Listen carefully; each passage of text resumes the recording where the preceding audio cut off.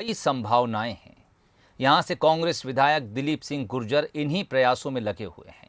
विधायक का सपना है कि नागदा जिला बने और इसके लिए उन्होंने हर स्तर पर प्रयास किया है। अपने जन्मदिन के मौके पर उन्होंने ये संकल्प एक बार फिर से दोहराया है। बंसल न्यूज ने उनसे खास मुलाकात की।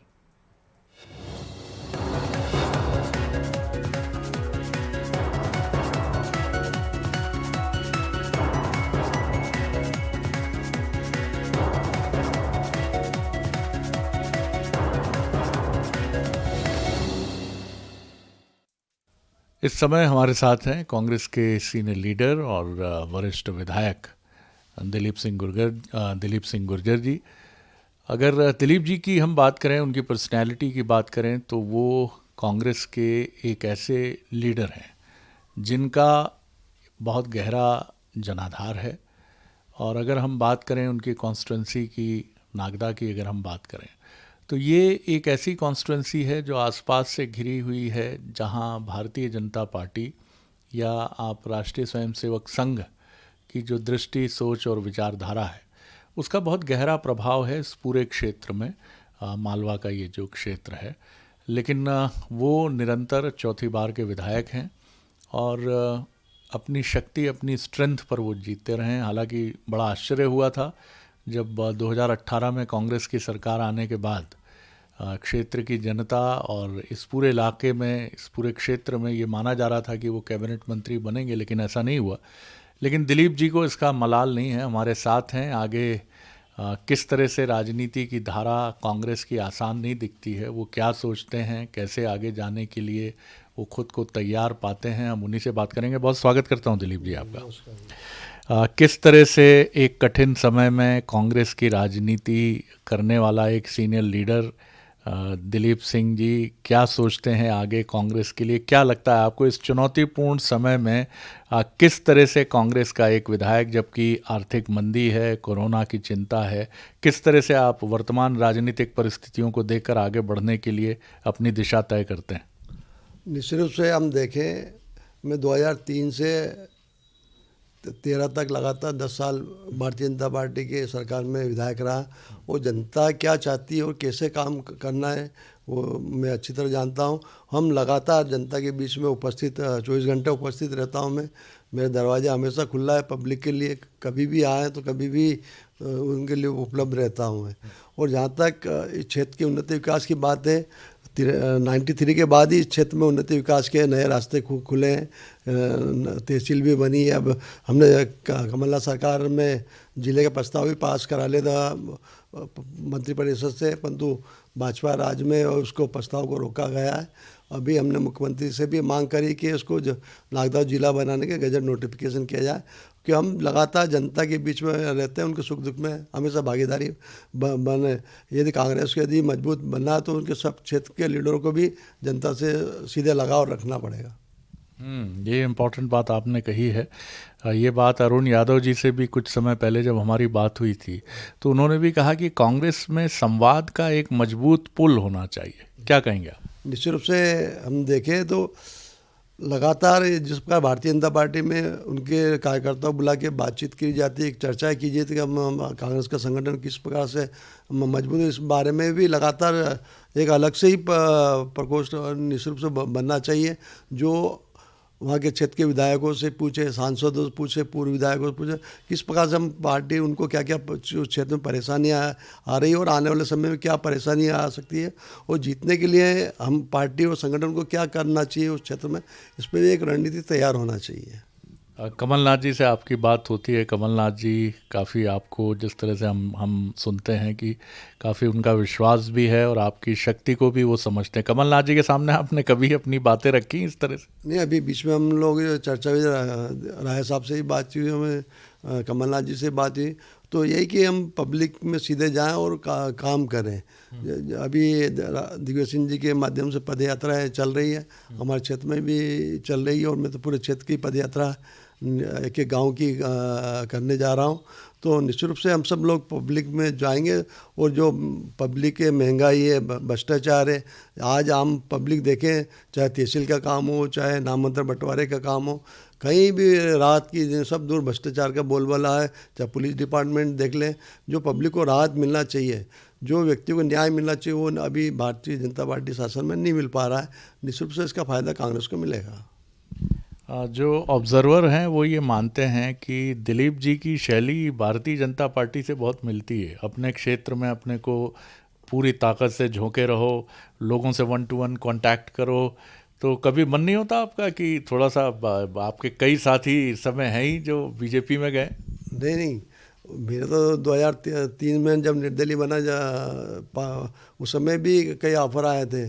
कैलाश विजयवर्गीय तो हमारे आम सभा में बोल के गए थे, दिलीप भाई आ जाओ, आपकी पार्टी आपको आपको सम्मान नहीं देती, हम दोनों भाई मिलके मंत्री बने। उस समय भी हमने पार्टी के साथ रहे हम।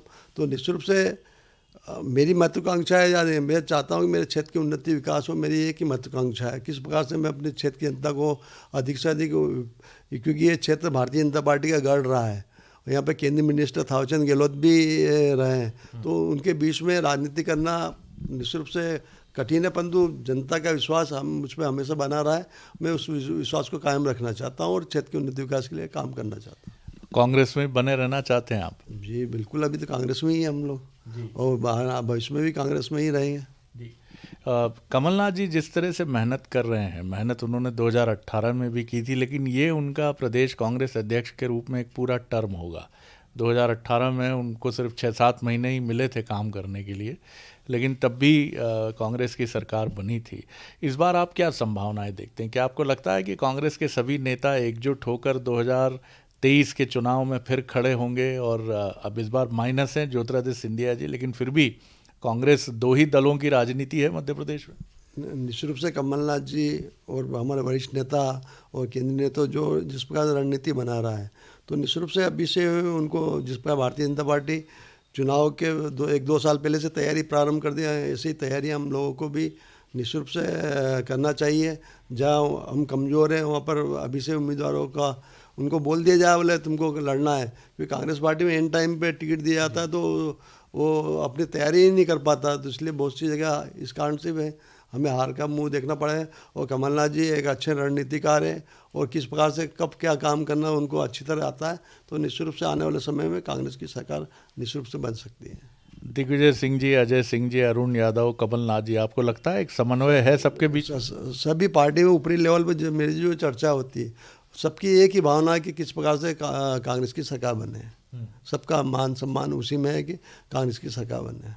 आखिरी सवाल आपसे कर रहा हूँ, नागदा को ज़िला बनाने की मांग काफ़ी समय से है और आप इसको बहुत ताकत से उठाते रहे हैं। क्या लगता है आपको, क्या कांग्रेस में होने का नुकसान आपको उठाना पड़ता है? नहीं तो नागदा को ज़िला बनाने की जो बात है वो इसमें कोई बाधा नहीं है, क्योंकि कई छोटे ज़िले मध्य प्रदेश में बने, छोटी तहसीलें जिनको मौका अवसर मिला है ज़िले की तरफ बढ़ने का। निश्चित रूप से ये अहम मुद्दा है हमारे क्षेत्र का। भारतीय जनता पार्टी के चाहे उम्मीदवार हो, चाहे सांसद के उम्मीदवार हो, चाहे विधायक के उम्मीदवार हो, सबने इस क्षेत्र की जनता से नागदा को जिला बनाने का वादा करा। मुख्यमंत्री जी शिवराज जी चौहान खुद आए थे जनसंपर्क यात्रा में, उन्होंने भी घोषणा करी थी हमारे विधायक दो तो हम जिला बनाएंगे। तो 13 में हमारे क्षेत्र की जनता ने विधायक भी दिया था, परंतु जिले की प्रक्रिया प्रारंभ नहीं हो पाई थी। हमने भी वादा करा था कि जहाँ नागदा हमारी सरकार बनेगी तो हम जिला बनाएंगे। तो हमने 15 माह में मंत्रिपरिषद से प्रस्ताव करके जिला बनाने का प्रस्ताव पास करा दिया। यदि हमारी सरकार 8-10 रोज भी बनती तो हम अब तक तो नागदा जिला बन जाता। अब शिवराज जी भारतीय जनता पार्टी के पाले में, अब उनको क्षेत्र की जनता को पता पड़ जाएगा कि भारतीय जनता पार्टी की कथनी करने में क्या अंतर है।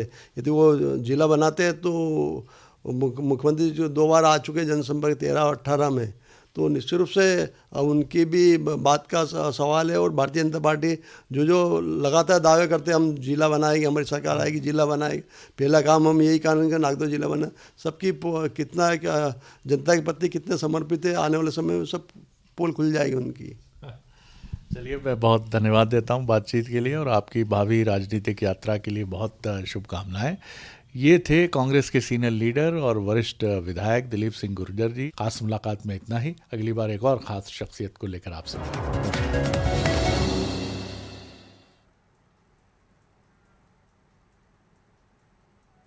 नागदा खाचरोद विधानसभा क्षेत्र विकास में नए आयाम छू रहा है और ये सब हो पाया है स्थानीय कांग्रेस विधायक दिलीप गुर्जर की कोशिशों से। देखिए ये रिपोर्ट। नागदा खाचरोद में विकास की गंगा बह निकली है। ये संभव हो रहा है कांग्रेस विधायक दिलीप गुर्जर की कोशिशों से। क्षेत्र में विधायक ने हाल ही में 21 लाख रुपयों की लागत से ग्राम दुपड़ावदा से मडावदी तक खेत सड़क योजना के तहत सड़क निर्माण का भूमि पूजन किया। ग्राम सैकड़ी सुल्तानपुर में 7,50,000 रुपयों की लागत से शमशान घाट रोड का निर्माण चल रहा है। इसके साथ ही खाचरोद कृषि उपज मंडी के नए कार्यालय भवन का निर्माण और कृषि उपज मंडी के कर्मचारी आवास का निर्माण भी किया जा रहा है, जिनकी लागत 154.88 लाख रुपए है।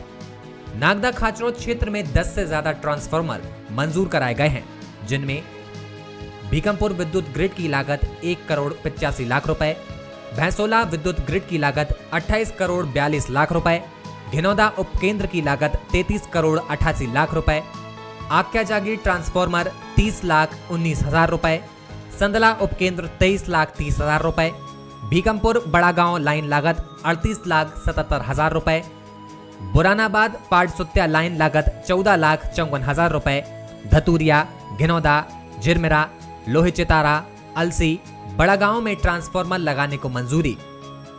वो जनता क्या चाहती है और कैसे काम करना है वो मैं अच्छी तरह जानता हूँ। हम लगातार जनता के बीच में उपस्थित 24 घंटे उपस्थित रहता हूँ। मैं मेरा दरवाज़ा हमेशा खुला है पब्लिक के लिए, कभी भी आए तो कभी भी उनके लिए उपलब्ध रहता हूँ मैं।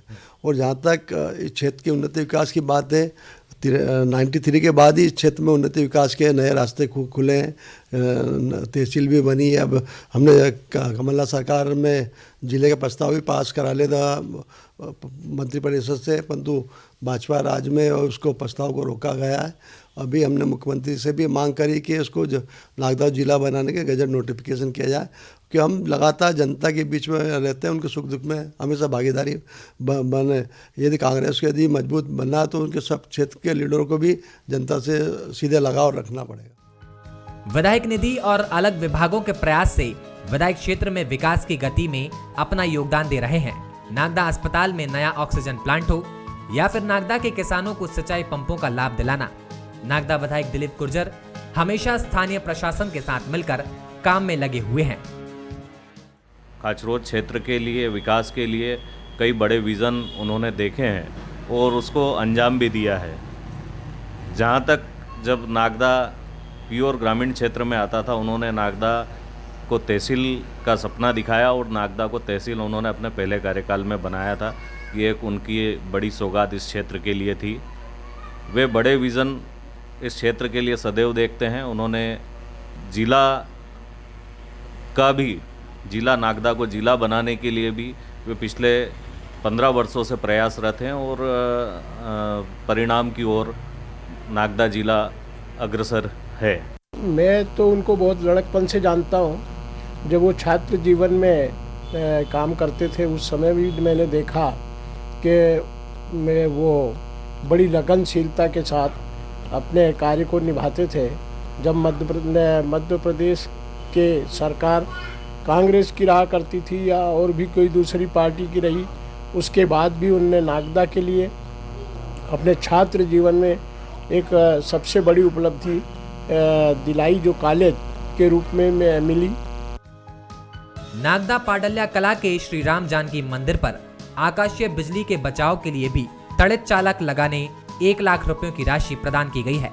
इसके अलावा आदिम जाति कल्याण विभाग ने आदर्श ग्राम योजना के तहत तारौद, पानवासा चौकी, जुरनादा, सेदरी, अर्जला, बटलावदी, अमलावदिया, उमरना को चयन सूची में शामिल कराया है।